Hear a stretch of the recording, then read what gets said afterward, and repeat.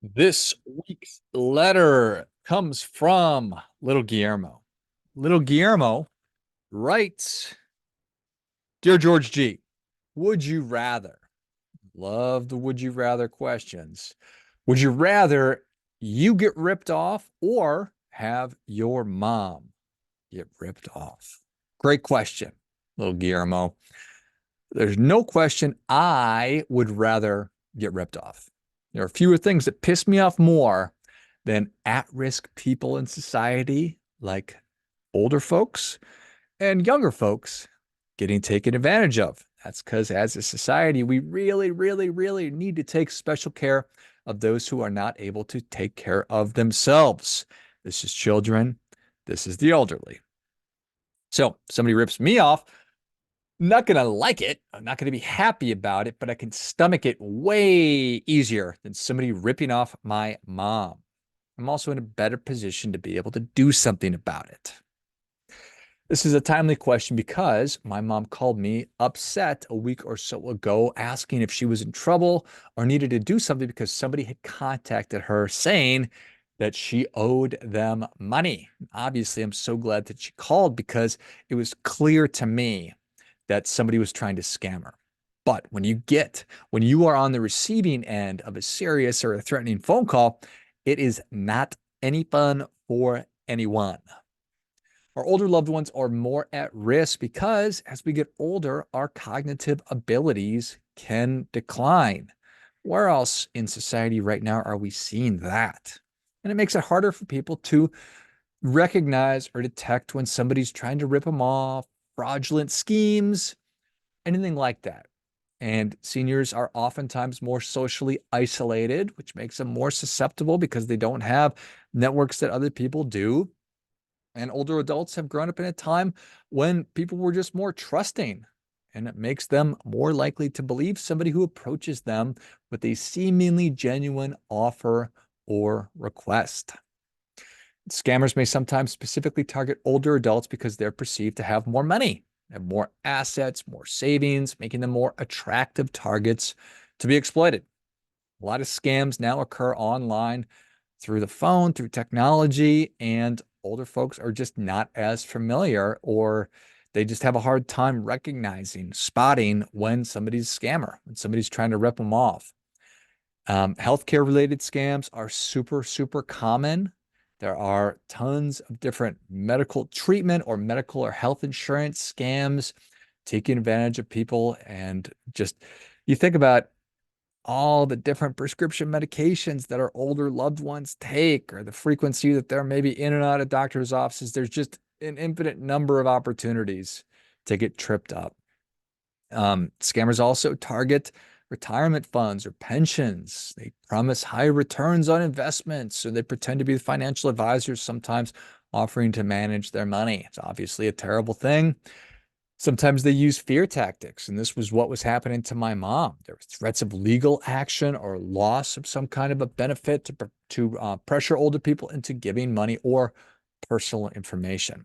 This is a serious problem, not just because it's my mom is a target, because your mom, your dad, your grandparents are also potentially targets. If they haven't been already, probably will be targets at some point in the future. And it's way better to be proactive about this. The old saying that an ounce of prevention is worth a pound of cure is 1000% true with this. So here's the reality about how serious it is. According to the Federal Trade Commission, older adults filed almost 500,000 fraud reports in 2021, so almost 500,000. That's a really big number, but it's not as big as it probably is because a lot of the fraud that does happen goes unreported. People are embarrassed, get taken advantage of, they feel ashamed. And scammers also use threats, they intimidate, and they work to prevent people from reporting their scams to authorities. So when you're a victim, you might be afraid of being retaliated against by the scammer. Just so many terrible things. So a lot of victims don't even realize that they've been scammed. So they don't, and they're not aware of how to even go about reporting it. Who do I even tell? So there's so many different opportunities. They might even just dismiss it as this something that they messed up on or as an oversight on their part. So if they're seeing suspicious activity, they might just be brushing it under the rug, thinking, no, you know what, this is probably just something that I screwed up on. So there's so many different reasons, but it is a massive problem. And even when you do reporting a scam or getting any kind of a remedy taken care of, it's really, really, really, really, really hard.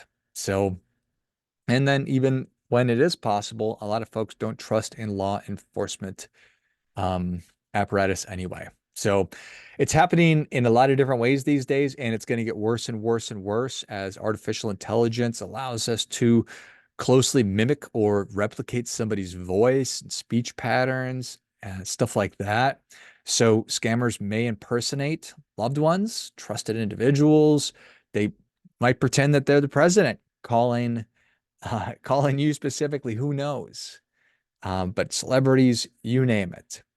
They take the form of phone calls, emails, even physical mail to communicate. I imagine that folks that have a profit incentive, which obviously a scammer does, they're going to use as many different modes, mediums, methods as they possibly can.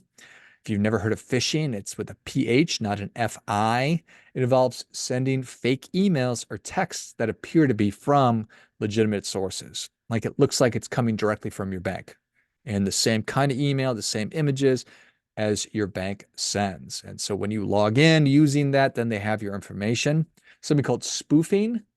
And that is when you manipulate a caller ID or an email address to make it look like the number is coming from a trusted source, or the email address is a trusted source, even though it's actually not. People set up fake charities and disaster relief, which is, I mean, doesn't get much grosser than that, but it's happening all the time. They use emotional appeals to get money out of people. So many different ways to do it. Obviously, Ponzi schemes, but then there's lottery and sweepstakes scams as well. Say, hey, you've won the lottery, you are the grand prize winner. But in order to claim that winning, you got to first pay taxes on it, take care of a small processing fee or other kind of an expense. So once the victim sends the money, the scammer disappears. And the supposed prize obviously then never shows up. If And this is such a big possibility. If your loved ones are lonely, there are romance scammers that establish fake online relationships with their victims through dating websites or social media platforms. They gain the victim's trust and affection before asking them for money. Like, oh, I've got this medical emergency, I've got a travel expense, or just some kind of a financial hardship. People are very creative. There's tech support scammers as well, where they are saying, hey, I'm calling from XYZ tech company. It looks like we've got a problem with your account. I don't want to have services interrupted. You get the idea. So what can be done about this? And a lot of the unfortunate reality or answer is that, well, there's not a ton that can be done to stop people from attempting to scam us. But if we can provide older adults with information about the common scams, about warning signs to watch out for, that's a big step in the right direction. This can include just, you can do so many different things, workshops, sharing material, but I think just communicating with them about what's out there, I think that that's a big first step. And teaching your older loved ones to be skeptical about receiving anything in the mail, anything kind of emails, and certainly phone calls. If they're unsolicited, especially when they're asking for money or your personal information, or this needs to happen immediately, just remind them that legitimate organizations are never going to ask for sensitive information over the phone. They're never going to ask for it over email. It's just not going to happen.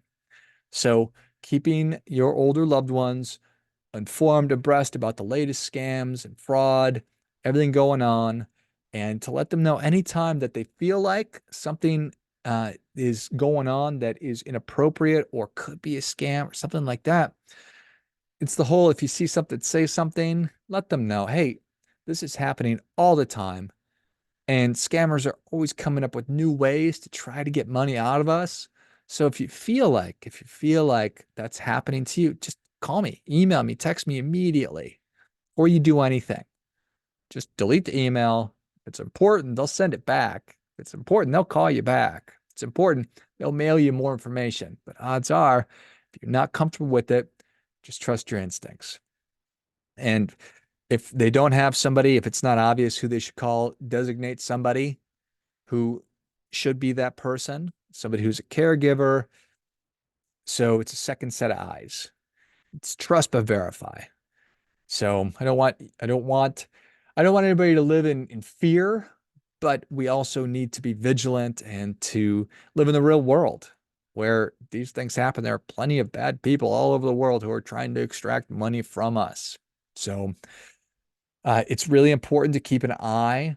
And this is true of all of us, because I don't know how commonly you are going in and monitoring your bank accounts, your credit card statements, or just all your other financial accounts. It's something we need to be doing all the time. We need to be monitoring our credit and just keeping an eye on things, because the earlier we can catch something and get in front of it, the better off we will be versus you go 6 months without looking at your credit card statements and all of a sudden there's all these charges on there. It's a lot harder to unwind things. Remind people to use strong, unique passwords when we're going online, and don't share your passwords with anybody. This is pretty obvious to you, probably, but not necessarily obvious to loved ones, not necessarily obvious to older loved ones or little kids. So if it's possible to enable a two-factor authentication, just an extra layer of security to really protect them. So we talked about just trying to stay on top of everything that's always going on. We talked about seeking assistance from people that you trust and people that you know before you take any action at all. It's okay to ask for help. There's nothing to be ashamed of. If something does happen, I would way rather you come and tell me about it. We talk about it. We work through it together versus putting our head in the sand and pretending it's not there, because again, these things don't tend to just go away. Fundamentally and immediately, I encourage you to call your aging loved ones, have a conversation about this. Let them know how common it is, how bad people are constantly working to take advantage of others. Talk about how important it is to have an open line of communication and have them reach out to you whenever they're unsure or worried about anything.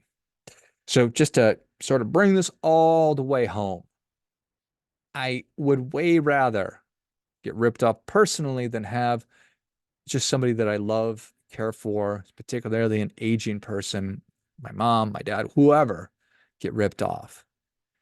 And I would way rather just get in front of it totally, because as technology continues to advance and people are more motivated by money, and both of these things are true and getting more true by the second, we need to stay on top of this stuff. You need to have an open line of communication with your loved ones so that you're getting conversations or you're getting questions. Is this something that's real? Is this something I should get rid of?